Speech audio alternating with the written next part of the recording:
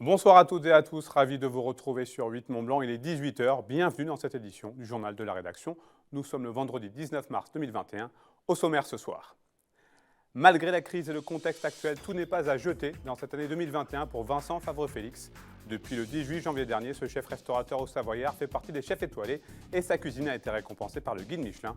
Ce week-end, il a décidé de proposer un menu caritatif pour une grande cause. Et puis nous vous proposons une autre belle rencontre du côté de Morillon. À 17 ans, Camille Sénégon est métallier et il vient de devenir meilleur apprenti de France grâce notamment à une malle réalisée en 9 mois. Victoria Lopez l'a rencontré, lui et son maître d'apprentissage.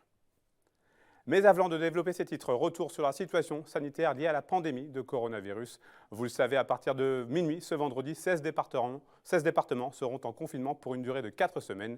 Cette mesure concerne les 8 départements d'Île-de-France ainsi que les 5 de la région Hauts-de-France. L'Eure, la Seine-Maritime et les Alpes-Maritimes sont également concernés. Dans le reste du pays, le couvre-feu est repoussé à 19 h. En Haute-Savoie, les derniers chiffres n'incitent guère à l'optimisme et la situation se dégrade. Le taux d'incidence de 289 explose ces derniers jours et l'épidémie progresse rapidement, notamment à cause des variants. Le préfet Alain Espinasse appelle donc à la plus grande prudence et au strict respect des gestes barrières. Il revient sur les derniers chiffres locaux de l'épidémie au micro de Victoria Lopez. Le taux d'incidence, à l'instant où je vous parle, ce vendredi 19 mars, est de quasiment 290. Il y a 15 jours de ça, il était à moins de 280. Ça veut dire qu'on a pris 60% d'augmentation en 15 jours. Le taux de positivité, lui aussi, qu'on avait réussi à faire descendre quasiment à 6%, vient de repasser la barre des 8%. Donc on a une situation sanitaire qui est extrêmement préoccupante. On voit qu'à l'image d'autres départements de notre pays, les choses sont en train de dévisser dans notre département. On a pris en un jour 50 points de taux d'incidence. Ça nous met sur un taux de progression qui était le taux de progression quotidien, pour donner une comparaison, que nous avions lors de la deuxième vague au mois de novembre, qui nous avait conduit, vous en rappelez, à des taux d'incidence qui étaient supérieurs à 1100 pour 100 000 habitants. Donc face à cela, aujourd'hui, j'appelle à l'extrême rigueur et au respect des mesures barrières. On ne reste pas sans rien faire. Bien sûr, je pourrais vous en dire un mot, nous continuons à vacciner, mais au-delà, je vais citer l'exemple aujourd'hui par exemple de la ville d'Annecy qui a décidé à partir de demain samedi d'imposer le port du masque sur les pelouses du Paquier. Et sur tout un périmètre des plages, et qui va sans doute être suivi par la plupart des communes environnantes du lac d'Annecy. Et toujours concernant la Covid-19, si vous nous regardez et que vous habitez vers Évian-les-Bains, cette information peut vous intéresser. Le centre de vaccination temporaire installé depuis le 15 mars dernier au Palais des Festivités sera ouvert les samedis 20 et 27 mars prochains aux horaires habituels. Pour rappel, la vaccination dans ce centre concerne uniquement les personnes de plus de 75 ans avec une prise de rendez-vous sur la plateforme Doctolib. Au rayon des faits divers, on l'a appris, une avalanche a emporté 3 skieurs de randonnée ce vendredi à la Hemle-la-Plagne. Le bilan est lourd puisqu'un homme d'une cinquantaine d'années est décédé. Direction Anne-Sylvie à présent, c'est là-bas que Vincent Favre-Félix a ouvert son restaurant en juin 2019. Et pour le chef au Savoyard, l'année 2021 a plutôt bien démarré, malgré la crise sanitaire qui l'a contraint à fermer son établissement. Le 18 janvier dernier, il a reçu sa première étoile au guide Michelin pour sa cuisine audacieuse, comme il aime à la qualifier. Et ce week-end, le chef a décidé de régaler ses clients au profit d'une association caritative. Reportage. C'est un endroit un peu coupé du monde qui sent bon la quiétude et la gastronomie. Le restaurant Vincent Favre-Félix du chef éponyme, situé chemin de l'Abbaye à Annecy-le-Vieux, gagne à être connu. Ce matin-là, on s'active en cuisine. L'équipe au complet prépare les plats qui seront proposés en click and collect, comme chaque week-end depuis plusieurs mois. La formule a fait ses preuves et elle permet aux chefs annéciens de garder le pied à l'étrier. Je m'estime chanceux parce que les gens jouent bien le jeu, quoi. Ils jouent bien le jeu, ils nous suivent. Après, ils sont contents aussi de trouver ça parce que je pense qu'ils en ont marre aussi, tout simplement. Et puis voilà, puis nous, ça permet de garder aussi un maximum les équipes au travail, de garder le lien avec nos clients aussi, puis de nous faire découvrir de nouveaux clients aussi. Donc la période, non, c'est cool, quoi. C'est bien. Malgré le contexte sanitaire actuel qui l'a obligé à fermer son établissement 10 mois en à peine 21 mois d'exploitation, la période est en effet plutôt agréable pour Vincent Favre-Félix. car depuis le 18 janvier dernier, il a rejoint le cercle des chefs étoilés du guide Michelin. Ça a été génial et puis surtout dans cette période, ça a mis quand même un beau coin de ciel bleu. La chance que j'ai eue, c'est que déjà l'étoile est tombée le jour d'anniversaire de ma femme, donc où j'avais rien un petit peu comme d'hab et là c'était un beau clin d'œil. Et puis après j'ai vécu ça quand même avec mes deux grands à la maison, parce que j'ai vu ça en direct. Et franchement l'émotion de mes deux grands ça a été top, quoi. Sans aucune prétention, ça vient simplement confirmer, je pense qu'on est sur la bonne voie.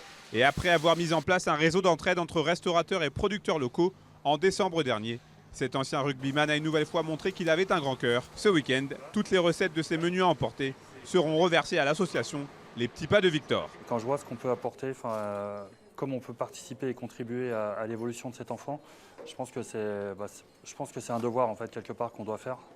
Moi j'ai 3 enfants. Je touche du bois, ils vont bien pour le moment, voilà, j'espère que ça continuera ainsi. Mais peut-être qu'un jour, c'est moi qui aurai besoin de quelque chose. Pour Fred Desbois, le père du petit Victor, cet élan de solidarité, auquel se sont joints une dizaine de producteurs locaux, est une véritable aubaine pour son association. Victor est un petit garçon de 5 ans et demi, qui a une maladie génétique rare, qui s'appelle le syndrome de Kabuki, et qu'on a découvert juste avant ses 2 ans. C'est des enfants qui doivent être en permanence stimulés par différentes thérapies, comme la kiné, la psychométricité, l'orthophonie, l'ergothérapie. C'est un honneur pour nous, je dirais, d'avoir un chef fraîchement étoilé qui puisse venir nous aider dans nos démarches. Samedi et dimanche, le chef Favre Félix vous propose donc un saumon fumé au foin gras Blax, un guacamole banane avocat, du veau confit aux agrumes, du fromage de chez Marc Duboulot et enfin en dessert, orange, chocolat blanc, chou-fleur. Non seulement vous risquez de vous régaler, mais en plus vous ferez une bonne action, alors foncez. C'est une formation inédite qui a été célébrée ce jeudi à Héry-sur-Albi. L'association départementale des infirmes moteurs et cérébraux, l'ADIMC 74, via son foyer d'accueil médicalisé de l'Éridan, est particulièrement touchée par le manque de personnel et les difficultés de recrutement. Il souffre de 20 postes vacants sur 45 professionnels. Pour faire face à cette situation, l'équipe a imaginé une formation inédite avec le Greta de Savoie, Pôle emploi et la région. Une formation sur site avec de la théorie, de la pratique et de l'immersion. 16 stagiaires y ont participé, ils ont reçu leur attestation jeudi soir. 15 se verront proposer un contrat, une formule gagnante, comme vous allez l'entendre au micro de Fanette de Buisson. C'est un réel succès parce qu'en fait, on n'y croyait pas au départ. Hein. Vous avez vu, on était dans des difficultés considérables. Et puis, on s'est mis autour de la table, on a dit, allez, qu'est-ce qu'on peut faire? Et puis, on a contacté les partenaires et ça y est, on y est arrivé. Et là, quand vous voyez en fait, les témoignages de ces jeunes, ça nous donne envie encore de continuer sur ce chemin et de poursuivre encore les efforts pour arriver à trouver en fait un employé à chaque poste pour qu'on puisse travailler au mieux en fait dans les meilleures conditions.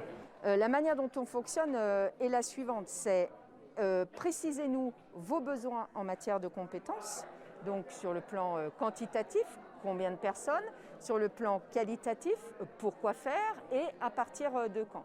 À partir de là, nous on arrive à mettre en place des dispositifs, la région, type le CARED, qui peuvent aller, et on le voit très bien ici, jusqu'à des formations sur mesure pour répondre au plus près du besoin de l'entreprise. Et dans ce secteur-là, eh bien, on se rend compte qu'au bout du compte, ce n'est pas le profil du diplômé qui intéresse.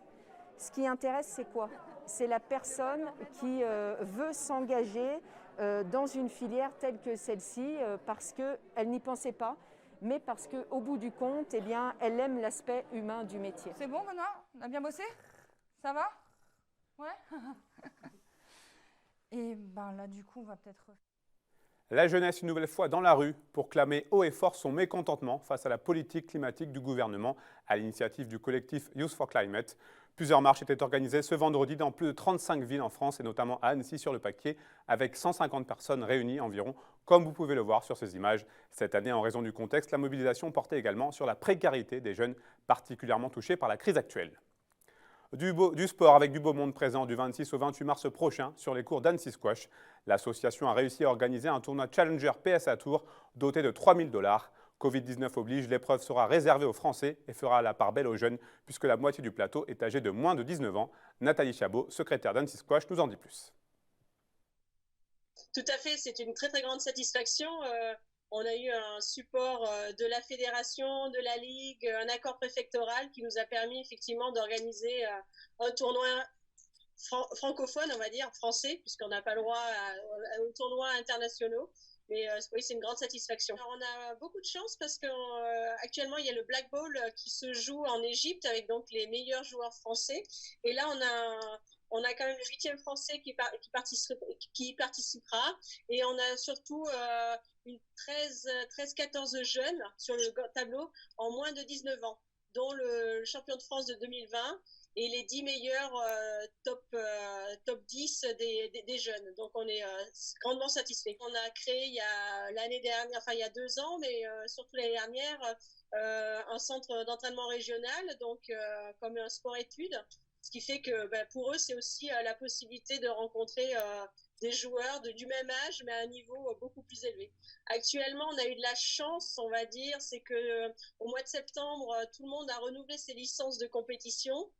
Et on a eu le 2e confinement fin octobre.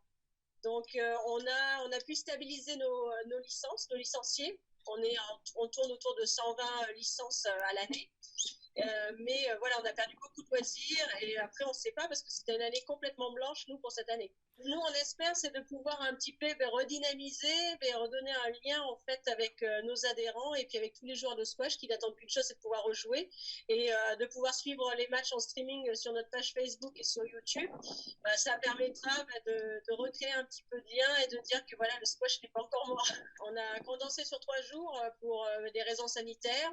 Donc, on aura les 16e de finale le vendredi matin, les 8e vendredi après-midi, et quart et demi-finale le samedi, et la finale à 15h le dimanche. Une belle rencontre pour aller jusqu'à la fin de ce journal. C'est en forgeant que l'on devient forgeron. Un dicton qu'a bien compris Camille Sénégon. À 17 ans, il est métallier et il vient de devenir meilleur apprenti de France. Originaire de Haute-Savoie, il est en 2e année de brevet professionnel, une formation qu'il suit en alternance dans l'atelier de Frédéric Andrès, son maître d'apprentissage. Avec sa malle réalisée en 9 mois, il a décroché plusieurs médailles d'or. Entre le marteau et l'enclume, Victoria Lopez a rencontré le jeune homme à Morillon. C'est notre long format du soir.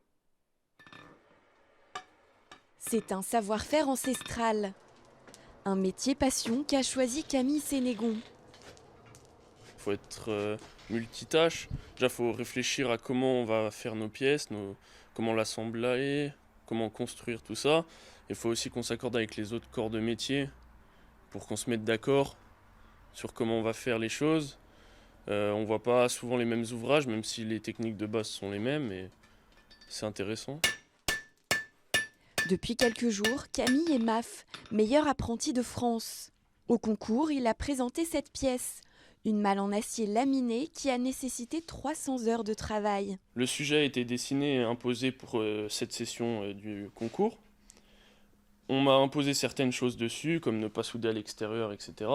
Dans un premier temps, j'ai commencé par la structure, le couvercle, le poignet, etc. Et par la suite, j'ai eu à faire un dossier technique pour expliquer comment on a procédé, comment ça a été fait et pour quelles raisons. Ma pièce elle a ensuite été envoyée à Lyon pour être jugée au niveau régional et départemental en même temps. À ces échelons, Camille décroche 2 médailles d'or qu'il envoie alors au concours national. Vous ouvrez, vous fermez, vous voyez, vous n'entendez rien. Il n'y a pas de... Le tournement mortel, l'usinage est correctement bien fait. Son œuvre est à nouveau reconnue pour la plus grande fierté de son formateur, Frédéric Andrès, maître artisan en ferronnerie d'art. Et croyez-moi, pour un jeune apprenti qui a 2 ans de métier en CAP, qui réalise à faire une pièce comme ça en respectant les dimensions, c'est les bases de notre métier déjà, c'est formidable. Et c'est un bon jeune, Camille, Jérémy aussi, c'est 2 bons jeunes dans l'apprentissage et qui suivent bien les consignes, ils sont bien à l'écoute et puis à se perfectionner au fur et à mesure des années. Et elle est amplement méritée, cette 3e médaille d'or, faisant partie d'un des meilleurs apprentis de France au niveau national. Là, il y a si on manœuvre le couvercle, on peut regarder que, vous voyez, ça ne tangente pas, un seul bruit, elle n'est pas gauche. C'est assez important au niveau de métier métallier. Quand on fait une porte, il ne faut pas qu'elle soit gauche. Les dimensions, quand on voit l'alignement des parties cintrées du couvercle aussi. Hein. Les poignées, c'est une création que Camille a faite. Il a forgé de la matière, donc on est dans la masse, passé après au tank, à la meuleuse, à la lime, donc avec dérivé. Non, c'est une réalisation, il peut être fier de lui, Camille, hein, c'est bien. J'ai passé énormément de temps à travailler sur ma pièce. J'ai eu quelques galères aussi. Et de voir que mon travail est au moins reconnu, ça fait plaisir. J'aurais pas fait ça pour rien dans tous les cas parce que j'ai appris énormément en la fabriquant. Mais comme je viens de le dire, qu'il soit reconnu, ça fait quelque chose. C'est bien comme ça. Un couteau tout, voilà, on fait le gabarit. Fierté, passion, transmission. Dans son atelier Saint-Martin de Morillon, Frédéric enseigne bien plus qu'une profession à ses 2 jeunes apprentis. Dans sa manière d'expliquer, il est calme, il nous montre, même si on prend plus de temps, c'est pas forcément grave, il est patient. On descendra un peu plus anciennement pour que ça aille à la monotour. Si tu as un jeune apprenti, pour qu'il apprenne, il faut que le maître d'apprentissage soit à ses côtés. Ce qui est important, c'est pas qu'il travaille vite, c'est pas qu'il passe du temps démesuré pour faire les choses, mais qu'il apprenne à faire les choses bien, dès le départ. Les bases du métier, c'est comme une maison, les fondations, elles sont solides, costauds, bien faites. La maison, elle reste sur place, elle bâtit. Tiens, je suis dans une vieille ferme qui est de 1816. C'était mal construit, elle serait déjà tombée avec des coups de vent. Et le travail, c'est pas l'apprentissage. Il faut bien transmettre les choses dès le départ pour qu'ils aient les bases solides. Et de là, il va pouvoir voyager. Comme Jérémy, ils vont voyager dans le département, sur la France, à l'étranger. Ils vont pouvoir se persévérer. Et les connaissances qu'ils auront de base au départ, un chef d'entreprise du métier va voir tout de suite le jeune, même s'il a 18 ans, 19 ans, 20 ans, s'il voit qu'il a des bases, qu'est-ce qui va se passer ? Il va lui donner du travail qui est à sa hauteur, qui vont lui permettre de progresser au fur et à mesure. Et plus tard, ça fera des bons ouvriers, des bons compagnons, des hommes de l'art, des hommes de métier, qui pourront eux-mêmes aussi après faire quoi ? La chaîne d'alliance, venir le maillon pour retransmettre le métier. Oui, j'en suis fier. Labellisé entreprise du patrimoine vivant, il ne fait aucun doute que l'atelier Saint-Martin portera encore longtemps l'héritage de ce savoir-faire vieux de 5000 ans. C'est la fin de cette édition. Merci à vous pour votre fidélité à l'information sur 8 Mont-Blanc. Merci à toute l'équipe.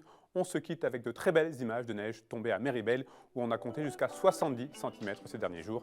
Après la météo de Thierry Paulme, vous retrouverez Fanette de Buisson pour un nouveau numéro dans Tête à Tête avec ce soir Antoine Lacroix, le directeur de Maped France. Je vous retrouve lundi pour un nouveau journal. Prenez soin de vous et passez un très bon week-end.